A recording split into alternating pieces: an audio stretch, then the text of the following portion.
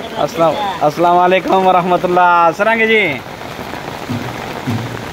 چٹا بختاور اسلام آباد میں آج 25 جون 2023 رات کے 11 بجے الحمدللہ باران رحمت کی شکل میں اللہ پاک رحمت برسا رہے ہیں.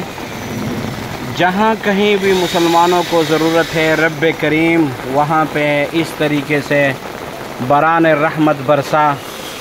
جتنی ضرورت ہے ضرورت کے مطابق تمام مسلمانوں کو اس جیسی بارش رحمت والی وہ عطا فرما.